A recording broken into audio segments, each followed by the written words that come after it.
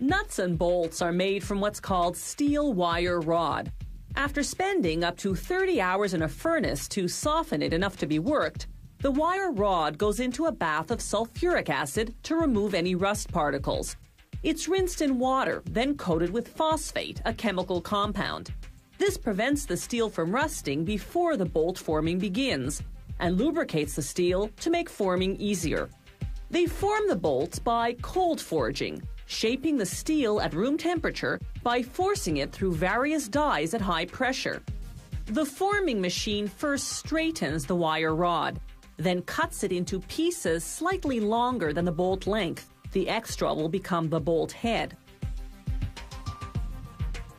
Each piece goes through a die that makes it perfectly round, then through a series of dies that progressively shape the head of the bolt on one end. The machine heads up to 300 bolts per minute. Here's what the heading stages look like in slow motion.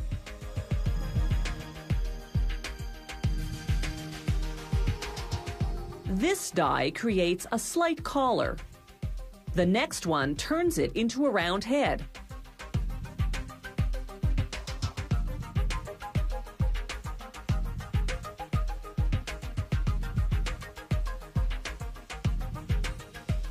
Then the last die transforms that into a hexagonal head, the most common shape.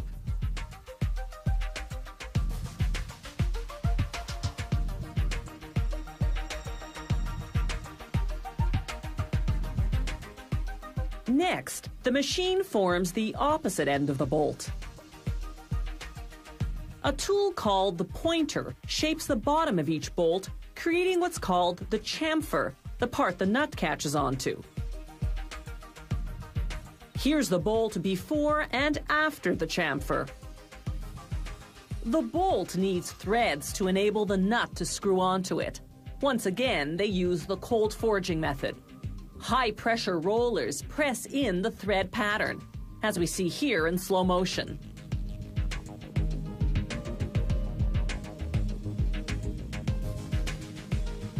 This is the actual speed, up to 300 bolts per minute. During each production run, they take several samples to verify dimensions.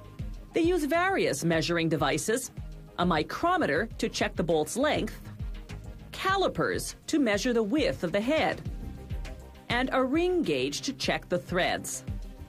To make the nuts, they use a process called hot forging. They cut steel bars into small pieces known as slugs, then heat them to 1200 degrees Celsius to make them malleable.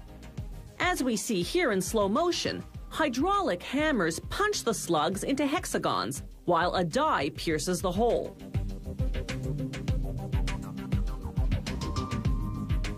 Then a tool called a tapper drives into the hole to cut the threads. That black liquid is a lubricant oil to minimize the wear and tear on the tappers. The nuts and bolts now go into an oven at 870 degrees Celsius for about an hour. This gives them the required strength. Then a rapid cooling in oil for 5 minutes solidifies the steel's internal structure. By now, the steel is hard but brittle, so they heat the nuts and bolts for another hour. This removes their brittleness, yet maintains their strength.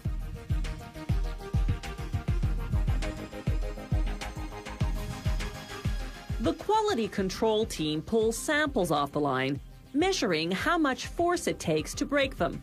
If a bolt meets its minimum strength requirement, it passes inspection, provided the break occurred in the threading, the weakest part. Finally, packaging, labeled among other things by size and grade.